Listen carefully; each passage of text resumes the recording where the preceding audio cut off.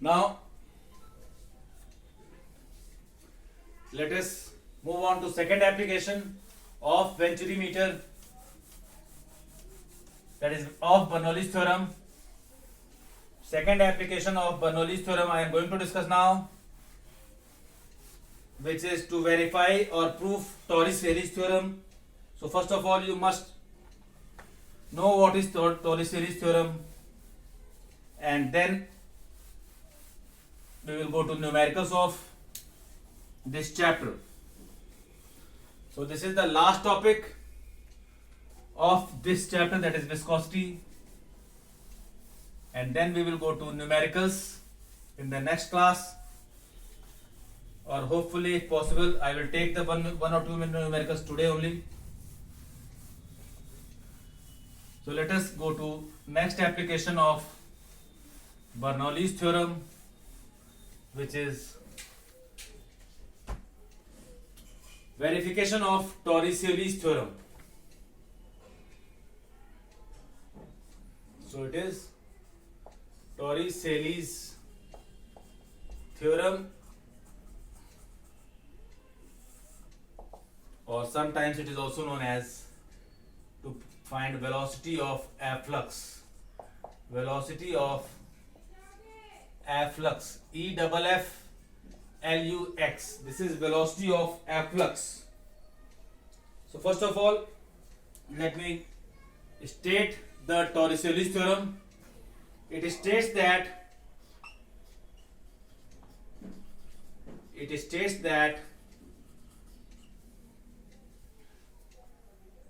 velocity of efflux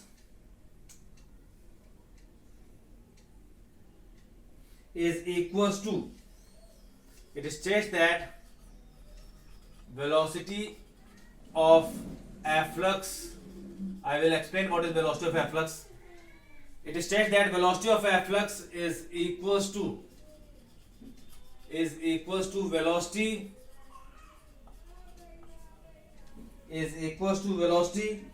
which a body acquires, is equals to velocity which a body acquires in falling freely from the free surface, acquires in falling freely from the free surface,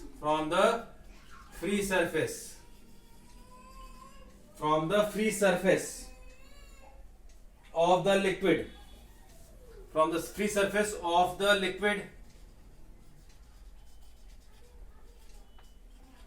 to the orifice, from the surface of the liquid to the orifice. Now there are two terms which you need to understand. One is orifice, one is efflux. So efflux is liquid which comes out through a nozzle or a hole of a container.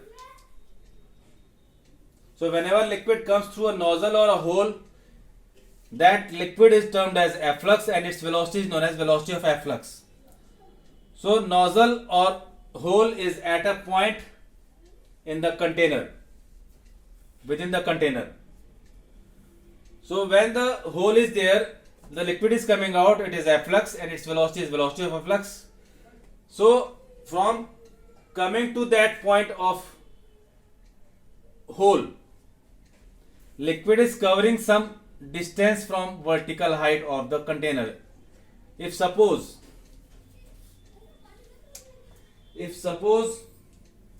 you are having a container like this,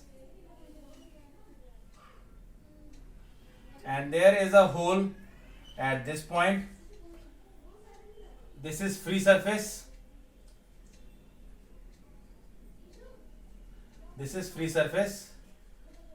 and this is efflux. This hole is known as orifice.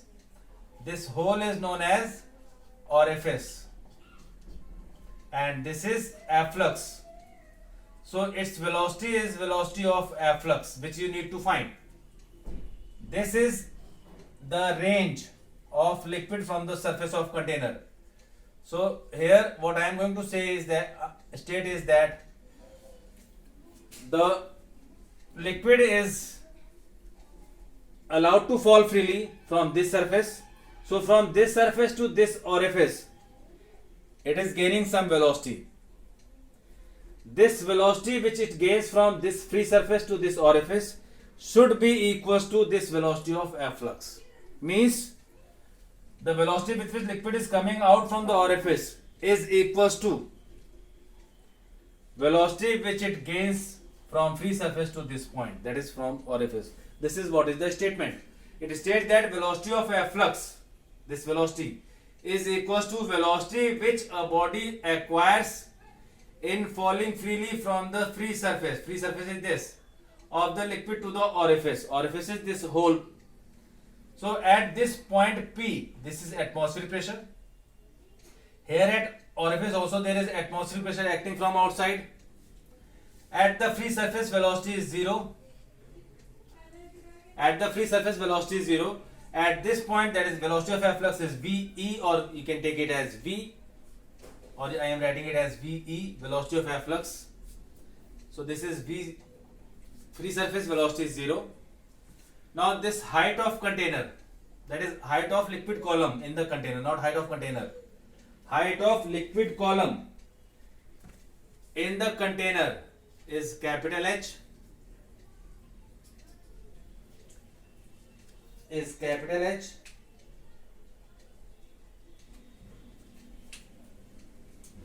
and the orifice is at a height h from the free surface. This is height h from the free surface.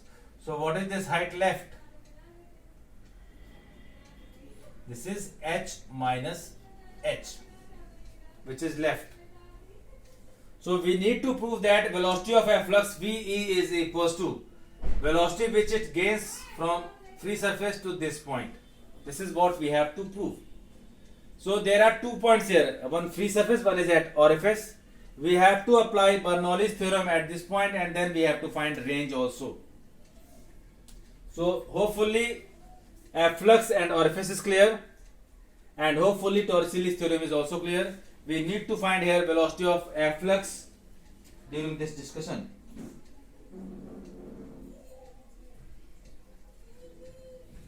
So because these are not in a horizontal pipe, it is at some height h minus h, and this is at capital height h. So applying Bernoulli's theorem, at free surface and at orifice so it is P naught plus half rho into 0 square, because this is 0, plus rho g capital H, this is height h, is equals to, again at orifice, P naught plus half rho v e square, velocity of efflux, plus rho g capital H minus h. Now this is cancelling out, this will become 0. So you are left with half rho v e square is equals to rho g h minus rho g h. This is minus, this is plus, and this is also plus, rho g h.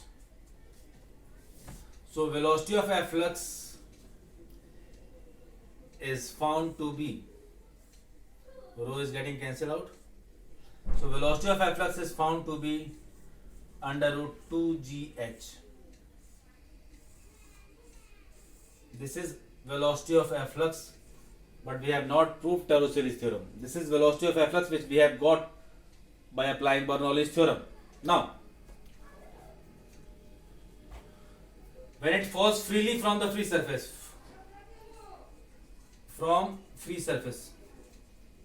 I have to find the velocity it gains. At free surface, initial velocity, that is 0.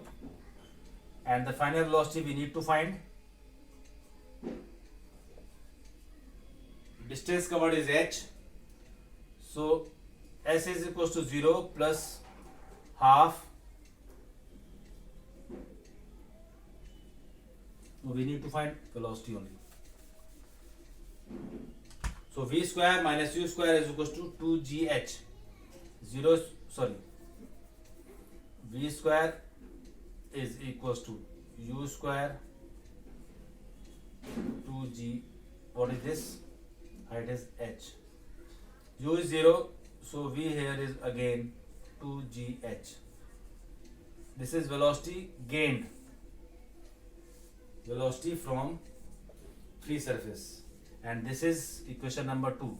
So from 1 and 2 you can see, from 1 and 2 velocity of efflux is equals to velocity of free fall of liquid from free surface.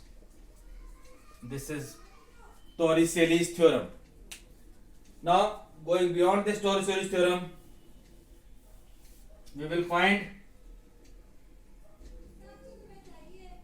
need to find rate of flow of liquid. If you wish to find rate of flow of liquid, the first point is rate of flow of liquid. Rate of flow of liquid. If the area of orifice is A naught, then rate of flow of liquid is this. So it is A naught under root 2gh. Second, we have to find range. What is range? Range is horizontal distance covered. Horizontal distance covered by liquid. Horizontal distance covered by liquid. This is a range which we need to find.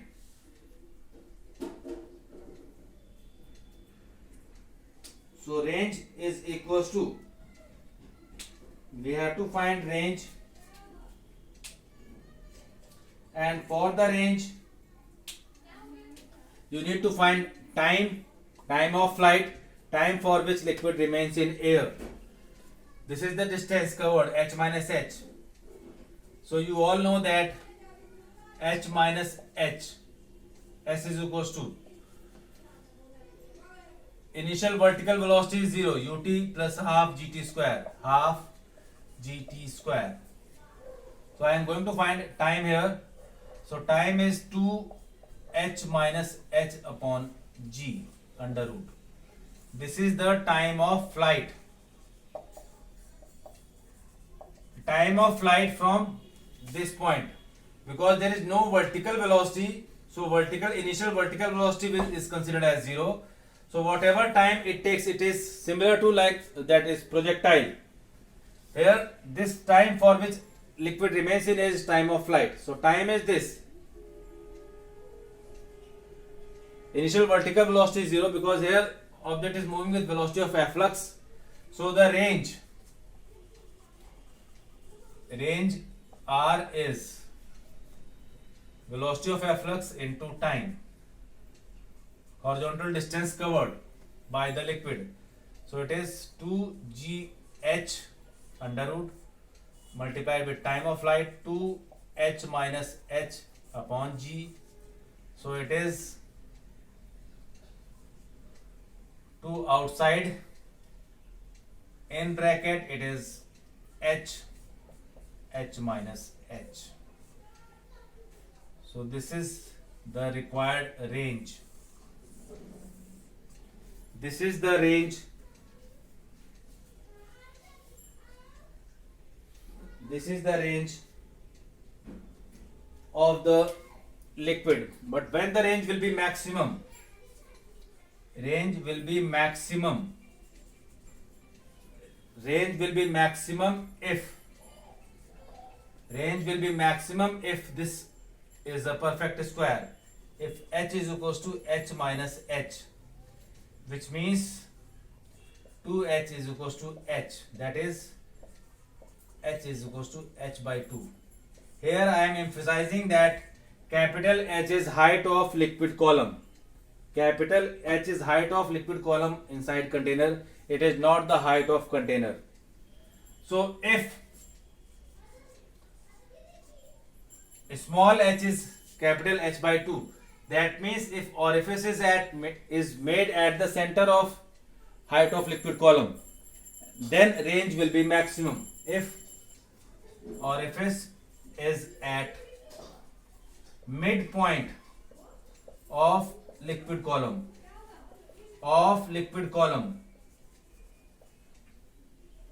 then range is maximum.